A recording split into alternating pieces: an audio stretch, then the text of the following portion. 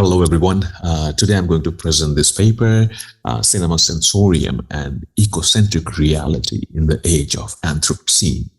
And here, I'm going to discuss how the increasing climate crisis worsened by human self-centeredness, which requires an immediate change in the critical approaches to the environment through visual arts. So this article particularly examines the use of cinema to promote a shift from an individual-focused, ego-focused, or human-focused, or I-centrism to an eco-conscious centeredness. So that kind of treatment of reality within the critical cultural humanities field can really help us to understand this present Anthropocene era. And it explores the potential of cinema as a tool facilitating this kind of transition from egocentrism to ecocentrism. This study, that's why, connects the innovative sensory representation of reality techniques employed in the documentary films like Honeyland, Sweetgrass, Five dedicated to Ozu, and The Fourth Dimension, investigating how these films challenge traditional power dynamics between human and non-human entities.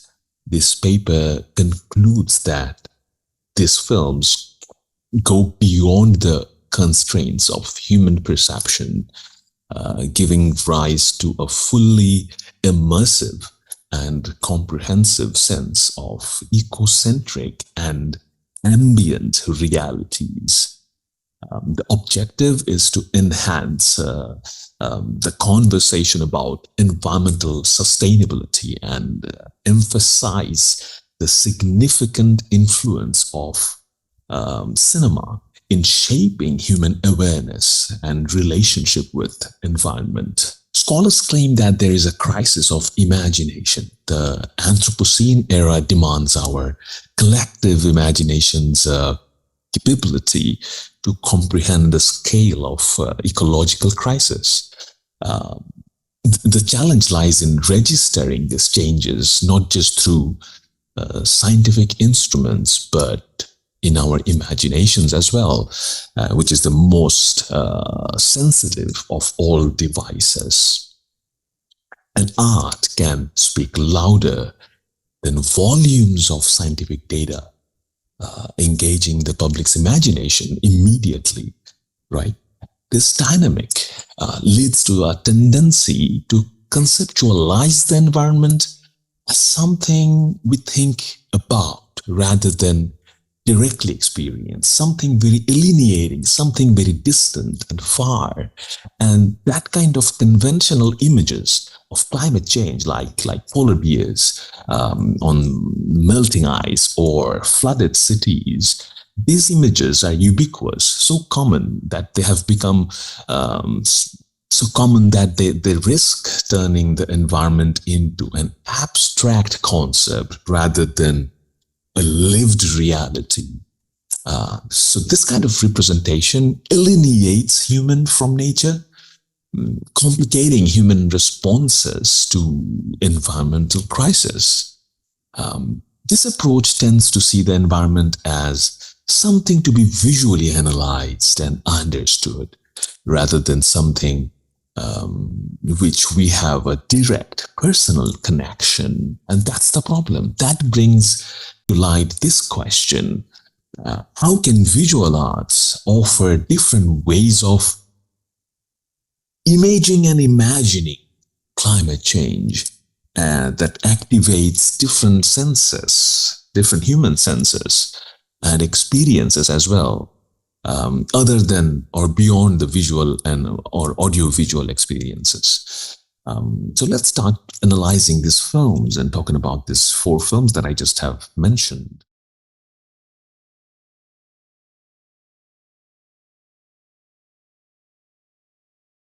The The first is Honeyland, that explicitly addresses the impact of human actions on the environment. The arrival of a new family in Hadidze's village and their interaction with the natural order exemplify the delicate balance of nature and how easily it can be disrupted by human intervention. Talking about ecocentric reality, another reference can connect these dots. That is Harvard's sensory ethnography lab's film, Sweetgrass, which serves a primary example of how the interplay between auditory and visual components can effectively convey and enhance our comprehension of the intricate connections between human, animals, and the natural world. The immersion experience plays a crucial role there in comprehending the central focus of my thesis statement, which explores the profound influence of cinema on our environmental perceptions and consciousness, the way we perceive the environment. What is striking in all these films is the way the camera frames the subject-object notion. For instance, in Sweetgrass, even though it leads the spectators to see shepherds' lives, the framing never makes the human voices the center of the camera apparatus, the tool, and hardly blurs the non-human voices in the visual representation. The cinematography treatment brings humans and non-humans on the same level, attempting to establish an ecocentric reality devoid of victory of human ego consciousness. Another film is Abbas Kiarostami's 5 dedicated to Ozu, which encourages viewers to reflect on the nature of perception, the intricate relationship between human consciousness and the environment we can see here in this film. In one way, this film attempts to bring out the bottom of the iceberg instead of the tip of the human ego conscious or egocentric false consciousness. Through his cinematic exploration, Kiarostami invites spectators to engage in a contemplative journey. This documentary consists of 5 extended shots paying tribute to Ozu while also emphasizing the environment's significance separate from human involvement. This approach is in line with the principles of non-anthropocentric aesthetics, which scholars compares to Lamontage Young's composition named 1960 number 5. In this composition, the sound exists independently without relying on human perception, asserting a film's existence for itself rather than for an audience. This challenges the viewer's role as a primary perceiver and encourages interpreting the film as a separate entity.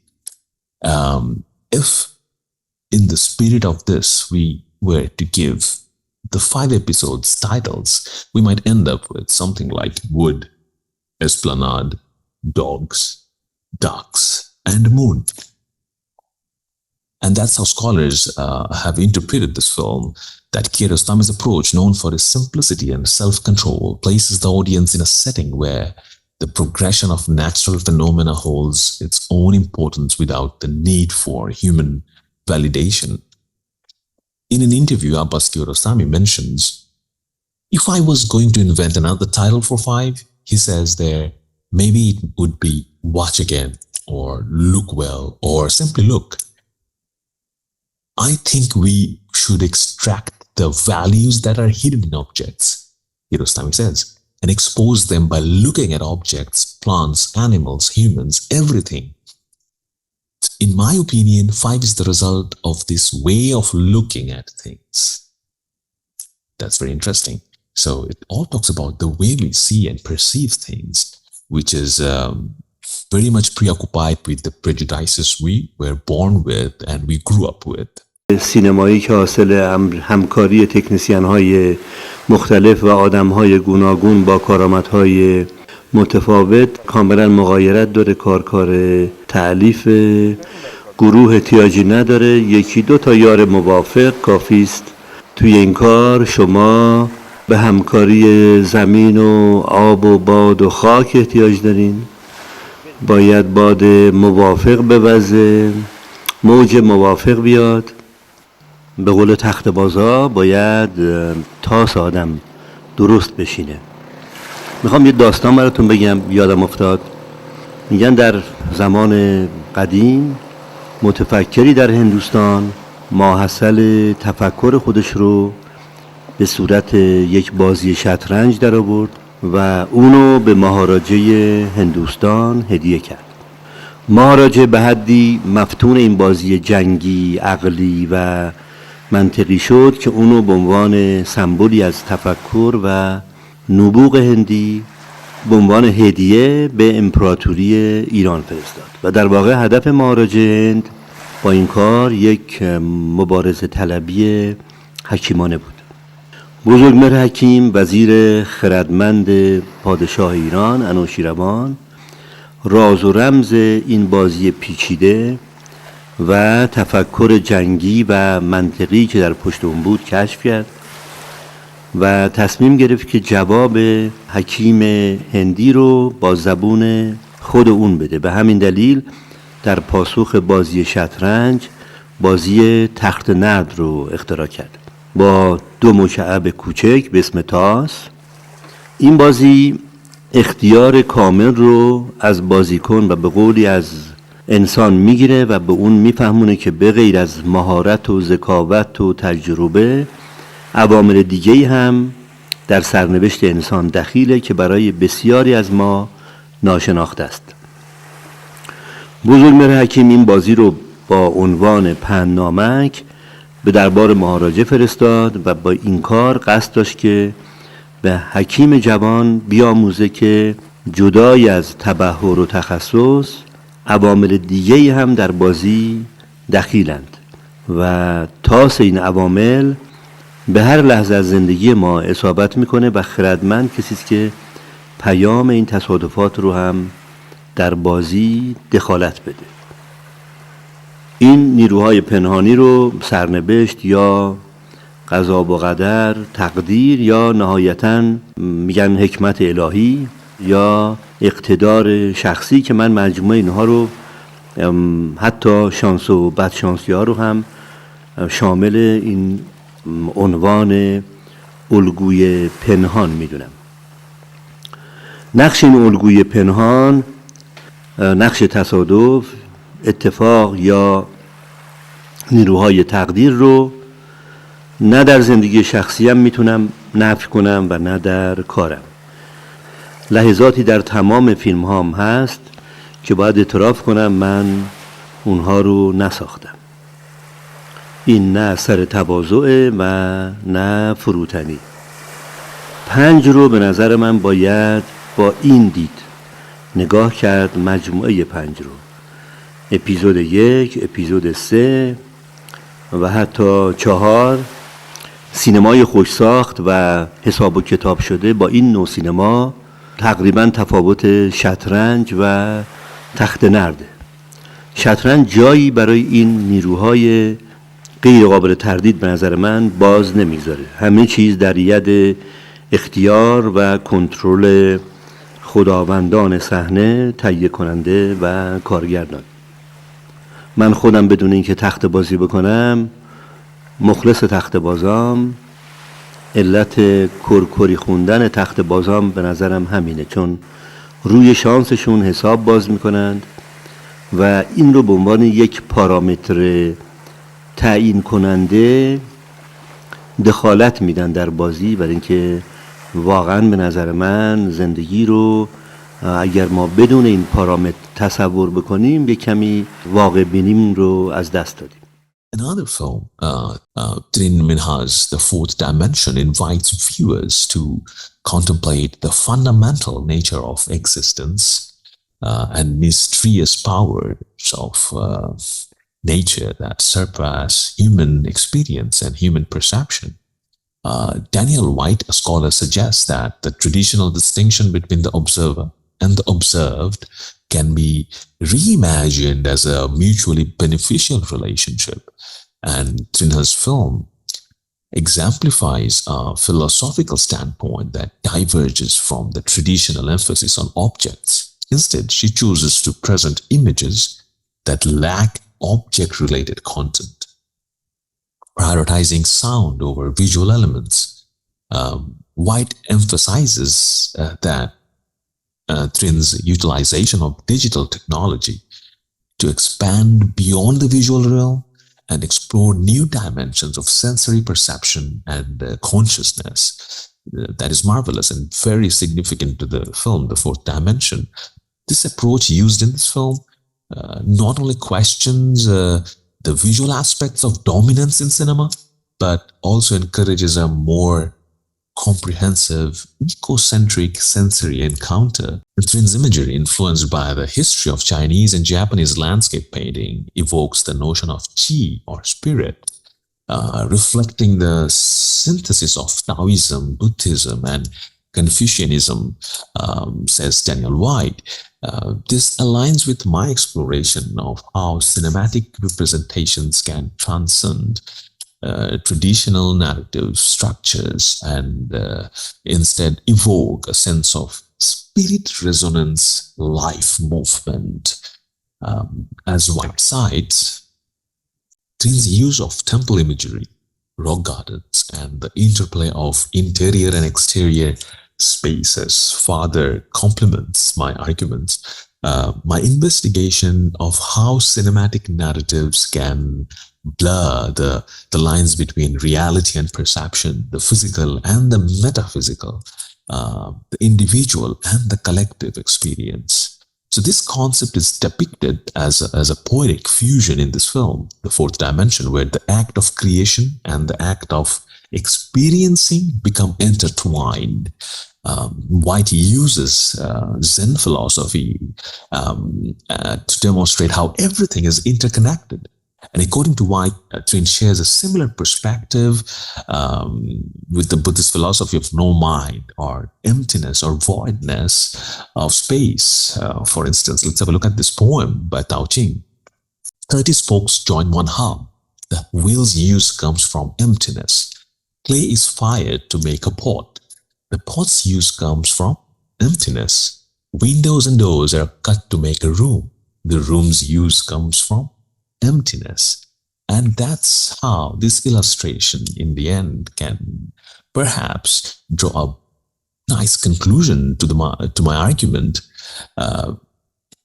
that we, as a spectator or as a filmmaker, we are imprisoned by two mediums. One medium is our thoughts. Another medium is the camera apparatus itself.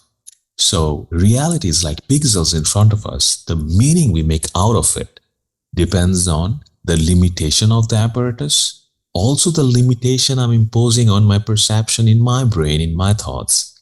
So we are actually imprisoned and confined by our thoughts and tools that we have around. And that's how we construct the perception of reality. So we see what we want to see or what we are able to construct meaning. We don't see what we cannot think. So we see only what we can think of. And if we change the reverse process, I mean, if we think that we can change the way we think, then we can see different things.